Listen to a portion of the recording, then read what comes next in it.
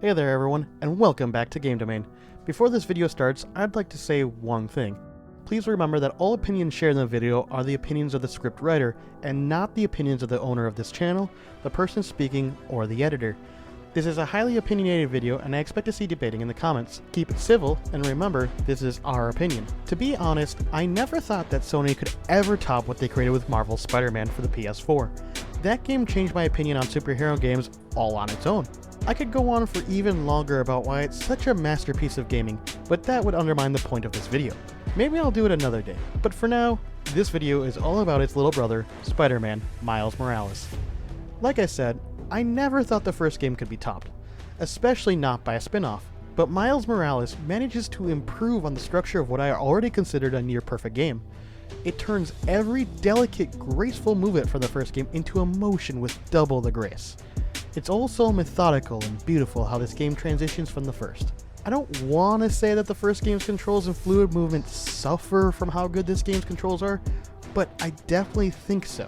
Miles Morales' control scheme and enhanced moveset makes Spider-Man 2018's moveset feel a little lacking in comparison, but I think that just goes to show how well Insomniac did with the development of the game.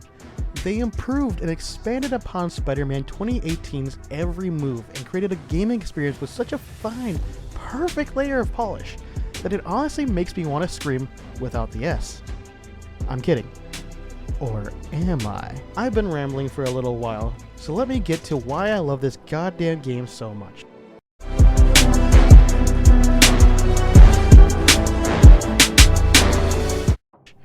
Can't make a successful video essay without giving a definitive topic. I mean, you read the title of this video, but I'll say it anyways. This video is all about the genius of Spider-Man, Miles Morales. Why do I prefer this game to the first one? Why does this game feel more personal and real than the first one? Why does this game feel like the definitive way to feel like you are Spider-Man, swinging off buildings in Manhattan and wrecking baddies while quipping their ears off? I want to tell you all my thoughts on this game because they are immense and full of opinions and strong love. I love Miles Morales. It's the quintessential PS5 game, and I am here to tell you all why that is so. The first part of this game's genius and ability comes from the setting, Harlem. This city is mentioned a lot by its name during the game, which makes sense. But it feels so personally connected to Miles and his journey throughout the game. Throughout the game, we get to see Miles growing as Spider-Man. His friend, Genki, even says it himself. When you say Spider-Man, you always mean the other one. You're Spider-Man. The city of Harlem grows and accompanies Miles throughout his journey. The whole point of the game is that Miles is trying to detach himself from Peter Parker and become his own Spider-Man. He wants to be his own hero and inspire people the same way Peter does. We see this several times throughout the game, especially at the beginning. The mural artist Miles talks to says he doesn't plan on adding the new Spider-Man to his mural because the original Spider-Man is just his guy. Miles has yet to go through his journey of personal growth and becoming himself, detaching himself from the person he looked up to. Peter Parker is Miles' mentor, but that doesn't stop Miles from becoming someone great and becoming Spider-Man for himself. He stops trying to be like Peter. He stops trying to do what Peter does exactly, and he finds his own style and way of becoming. His entire journey is learning that he doesn't have to do anything special to be a hero. He just has to be himself. Find what works for him. It's an amazing message, and it's propped up perfectly by the city of Harlem. Why? Throughout the game, specifically after the Friendly Neighborhood Spider-Man app is unlocked, we get to go through several missions showing Spider-Man interacting with the people he's helping. Not like they're civilians he must interact with, but his true friends that he cares about deeply. During the game's opening sequence, we get to see what Miles sees, and feels what he feels about having just moved into Harlem. He feels unwelcome, like he just jumped off a diving board. He feels the same way about being Spider-Man. He is Spider-Man. Miles Morales and Spider-Man are one and the same, but it's difficult for him to feel that way. He doesn't feel like he fits into this role because he isn't accepted by anybody. Everyone considers him just the sidekick, the new Spider-Man. His journey has only begun. When Peter leaves and Miles is the only Spider-Man the city has, he slowly adapts to living in Harlem. He interacts with the neighborhood through the FNSM app missions, and the city supports him more than ever because of the rising conflicts between Roxxon and the Underground. They need a hero in their time of need, and Miles fills that role. While Miles slowly fits in with Harlem more and more, he also fits in with his role as Spider-Man. His insecurities become his strength throughout the story. He feels like he belongs both in Harlem and as a superhero, and the people of Harlem go through that change as well. They accept him. He becomes their Spider-Man. They all say at the end of the game, after Miles defeats the Tinkerer and saves Harlem from destruction, his mask is off, the press is coming, but they understand how much Miles has sacrificed for their city, for them. They shield him and allow him to get his mask on, and nobody says a word. And they spell it out directly for us, in case that metaphor was too weak for you. That's our Spider-Man. It completes Miles' journey. He starts the game as an insecure high schooler. He's unsure of his abilities and he's trying to fit in more than anything. He grows with Harlem. He gets to know the citizens just as much as they get to know him. He stops trying to fit in because if he just does what works for him, then he'll be just as amazing as the first Spider-Man could ever be. Miles forms a personal connection with the people of Harlem while donning the mask, the mantle of Spider-Man. This personal connection, what you could consider simply a friendship with the citizens of Harlem, it brings Miles and the citizens of the city close together. That connection is what turns Miles into the Spider-Man he wanted to be. He's no longer in Peter Parker's shadow. He's just as relevant as Peter Parker. He's not a sidekick. He's not a second Spider-Man. He's Peter's equal. Every FNSM app mission contributes more and more to this. Helping petty crime be resolved, finding Tio's cat, making sure Feast Harlem doesn't shut down. All of it. Sure, they're optional, but if you complete them all, it truly does feel like the journey is completed. Like Miles has grown to love and accept his city just like they've done for him. Miles accepts that his role as Spider-Man as their hero. And they all accept him too, because they realize that he's always going to be there for them. And that's just one part of this game's narrative. I mean, this next part is a given. For all games structured in a similar way to Miles Morales, you have to realize that your character grows with you.